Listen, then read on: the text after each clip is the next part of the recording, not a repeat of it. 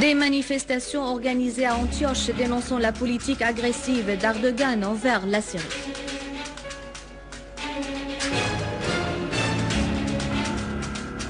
Lavrov, les groupes terroristes en Syrie violent la loi internationale et les Occidentaux prônent la politique de double critère envers le terrorisme en Syrie. Assassinat du caméraman Haïdar Samoudi par les terroristes devant son domicile à Kefersous et à Damas.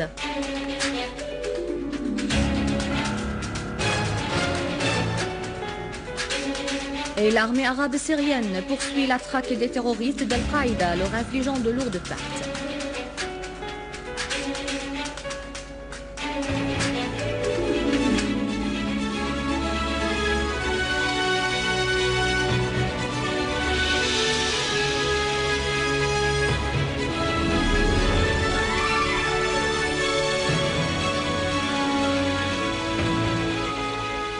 Tout de suite, les détails du journal. Bonsoir. Les mercenaires des groupes terroristes armés ont une nouvelle fois ciblé un journaliste syrien. Les terroristes ont assassiné hier le collègue caméraman Haïdar Al-Samoudi devant son domicile à Kefersous alors qu'il se rendait à son travail à la télévision syrienne. Né en 1967, Al-Samoudi a travaillé comme photographe au journal Al-Ba'as, puis en 1998, il a été engagé en tant que caméraman au centre d'information de la télévision arabe syrienne. Cet odieux crime est le deuxième visant les journalistes syriens qui luttent à dévoiler les campagnes de désinformation de certains médias arabes et occidentaux contre la Syrie. Les autres journalistes martyrs de la vérité sont Naji Asad, Ali Abbas, Choukri Abou Bourghol, Anmar Mohamed, Bassel Tawfiq Youssef, Mohamed Al-Ashram, Maya Nasser et les deux caméramans Ihsan Al-Bunni et Hatem Abou Yahya. Dans la banlieue de Damas, les unités de nos forces armées ont poursuivi la traque des résidus des groupes terroristes d'Al-Qaïda qui commettent des crimes à l'encontre des citoyens et de leurs biens. En effet, à Daraya, une unité de l'armée s'est accrochée avec un groupe terroriste près de la municipalité, faisant nombre de tués et de blessés parmi les terroristes et saisissant leurs armes, dont des mitrailleuses lourdes, des fusils à précision et des fusils automatiques. Dans les fermes de Douma, une unité de nos forces armées a exécuté une opération spécifique au cours de laquelle nombre de terroristes ont été abattus. Une autre unité de l'armée a liquidé un certain nombre de terroristes les plus dangereux de la localité, dont Abdurrahman Mohamed Abdurrahman, chef du groupe terroriste appelé Ansarullah, et Adnan Al-Ahmad, chef d'un groupe terroriste qui avait commis nombre de crimes d'agression, de pillage et des vols des biens publics et privés.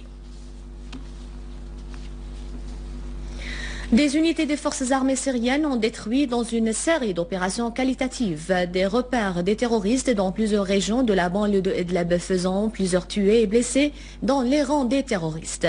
En effet, ainsi, un entrepôt d'armes et de munitions a été détruit ainsi que les repères et les rassemblements des terroristes dans les localités d'Al-Ghassaniye, Taftanaz, Al-Tlayha, Ma'arret Al-Nassan, Bennesh et Ariha. Plusieurs véhicules que les terroristes utilisaient dans leurs agressions contre les citoyens et les biens ont été également détruits. Et dans la région de Hama, une unité de l'armée s'est accrochée avec un groupe terroriste armé. L'accrochage a eu lieu près de Kassar Abou Samra, ce qui a mené à l'arrestation du chef du groupe. Un autre accrochage entre une unité de l'armée et un groupe terroriste armé s'est produit près de la localité d'Al-Tamna'a, au secteur d'Al-Ghab, Tamana'a, au secteur d'Al-Ghab, au gouvernorat de Hama, faisant situer parmi les membres du groupe armé. Et à Deir ez-Zor, plusieurs accrochages ont eu lieu entre l'armée et les groupes terroristes dans les localités de Ghassan Aboud, Rachidia et Al-Huwayqa. Ces accrochages se sont soldés par de grandes pertes. Parmi les rangs des groupes terroristes armés dont plusieurs chefs ont été tués. De même, un véhicule transportant des terroristes a été détruit près des silos de blé à Deir ez-Zor.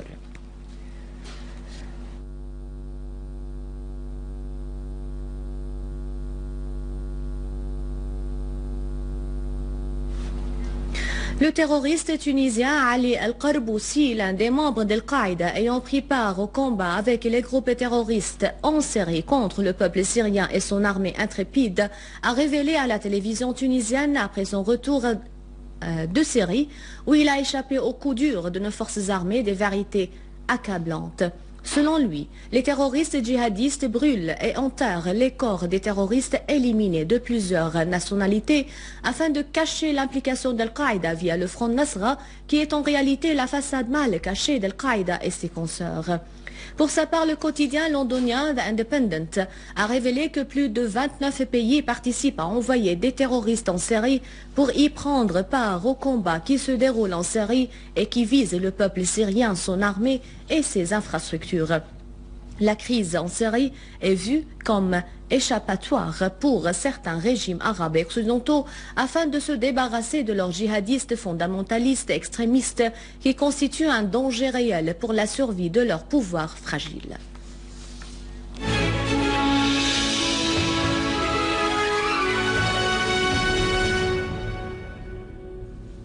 Une manifestation imposante a eu lieu à Antioche en signe de condamnation de la politique du Premier ministre Recep Tayyip Erdogan vis-à-vis de la Syrie et d'appui au peuple syrien contre toute ingérence dans ses affaires internes. Les protestataires ont réclamé la chute du gouvernement Erdogan et condamné les exactions à l'encontre des Syriens dans les camps turcs.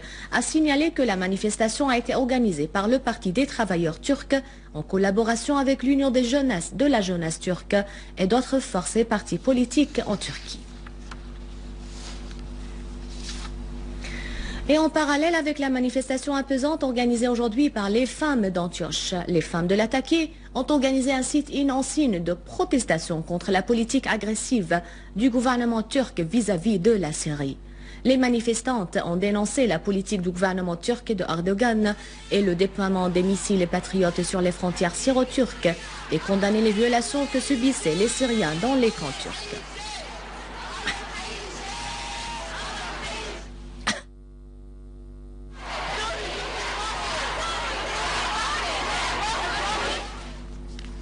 Le patriarche d'Antioche et de tout l'Orient pour les Grecs orthodoxes, Yohanna Yazagi, a affirmé que le dialogue est essentiel dans notre vie et qu'il exprime la paix et la charité. Dans une conférence de presse tenue à l'église d'Al-Salib à Damas, le patriarche Yazagi a appelé à renoncer à la violence sous toutes ses formes et à s'asseoir à la table de dialogue pour l'intérêt du pays et de sa sécurité. Soulignant que le processus pacifique est inscrit dans le programme de travail de l'Église et affirmant que les chrétiens en Syrie n'ont pas fait et ne feront jamais une partie de la crise actuelle, mais ils sont toujours ouverts pour l'instauration de la paix. Le patriarche Yazagi a aussi appelé à abandonner les armes qui n'apportent que la destruction et la ruine et à œuvrer pour le dialogue et la paix afin d'édifier la Syrie. Le site web de la télévision autrichienne a affirmé dans un rapport que le Front Nasra, affilié à l'organisation d'Al-Qaïda, est à l'origine des attentats qui ont eu lieu récemment en Syrie. Le site a fait noter que le Front Nasra est un groupe terroriste qui cherche à établir un État islamiste en Syrie, à l'instar du régime des talibans en Afghanistan, ce qui constitue une menace grave pour l'Occident et ouvre un nouveau front de confrontation pour les Occidentaux. Le site a précisé que la tendance du Front Nasra est de combattre ceux qui ne soutiennent pas l'idéologie dangereuse du mouvement. Dans une nouvelle preuve de la criminalité des groupes terroristes soutenus par l'Occident, le gouvernement Erdogan, le Qatar et l'Arabie Saoudite, le quotidien turc Sol a rapporté que les groupes terroristes en Syrie sont en train de voler le pain et d'autres articles de base des coopératives en Syrie pour les vendre en Turquie. Le journal a souligné que les groupes de la soi-disant armée libre volent le pain dans certaines régions de la Syrie et le vendent aux commerçants dans les villes d'Antioche, Gaziantep et Alexandrette. Ensuite, ils retournent en Syrie pour vendre le blé qu'ils apportent de Gaziantep dans le marché noir à Alep. Le journal a ajouté que les groupes terroristes s'emparent également de l'aide humanitaire destinée au peuple syrien. La Russie a confirmé que sa position est claire sur ce qui se passe en Syrie, affirmant la nécessité de parvenir à un règlement durable à travers un accord entre les Syriens sur l'avenir de leur pays. À l'issue du sommet de Bruxelles entre la Russie et l'Union européenne, le président russe Vladimir Poutine a affirmé aux journalistes l'existence de divergences entre la position russe et celle de l'Union européenne à propos de la situation en Syrie, tout en affirmant que les deux parties maintenaient le dialogue et la concertation pour parvenir à un accord à ce sujet. Le président Poutine a en outre affirmé que la position russe à l'égard de ce qui se déroule en Syrie est claire, soulignant la nécessité de sauvegarder les intérêts du peuple syrien conformément à l'entente de Genève. De son côté, le ministre russe des Affaires étrangères, Sergueï Lavrov, s'est déclaré étonné de la logique des pays occidentaux dans leur traitement avec la crise en Syrie. Lavrov a ajouté que ces pays qui fournissent les fonds et les armes aux terroristes en Syrie rejettent sur le gouvernement syrien la responsabilité de la saisie des armes chimiques entre les mains des terroristes. Dans une interview accordée à la chaîne Russie aujourd'hui, Lavrov a souligné que Damas s'est engagé à ne pas recourir à ce sorte d'armes sous n'importe quelle circonstance, exprimant son étonnement que les propos de certains responsables occidentaux encouragent les terroristes à rejeter le dialogue et à poursuivre les combats. Et la Russie a réitéré son appel aux différentes parties syriennes et aux acteurs étrangers afin de respecter l'entente de Genève visant à résoudre la crise en Syrie. Le ministère russe des Affaires étrangères a indiqué dans un communiqué publié à l'issue d'un contact téléphonique entre le ministre russe des Affaires étrangères Sergueï Lavrov et l'émissaire onusien pour la Syrie Lakhdar al-Brahimi que M. Lavrov avait souligné à al-Brahimi la nécessité de mettre en application les articles de l'entente de Genève pour trouver une issue à la crise en Syrie, mettre fin à la violence et entamer un dialogue national syrien concernant les réformes dans les pays. De son côté, al-Brahimi a affirmé sa disposition à poursuivre le contact avec le côté russe sur la crise en Syrie. À la fin de ce journal, un rappel des titres.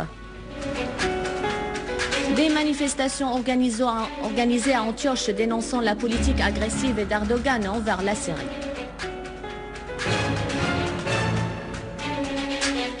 Lavrov et les groupes terroristes en Syrie violent la loi internationale et les Occidentaux prônent la politique de double critère envers le terrorisme en Syrie. Assassinat du caméraman Haïda Samoudi par les terroristes devant son domicile à Kfar Soussé à Damas.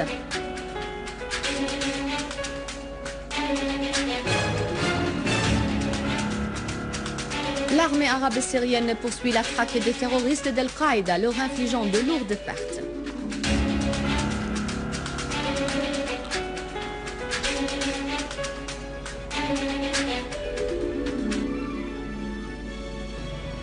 Avant de vous quitter, je vous rappelle que vous pouvez consulter notre site internet syriaonline.sy pour revoir ce journal et pour davantage d'informations.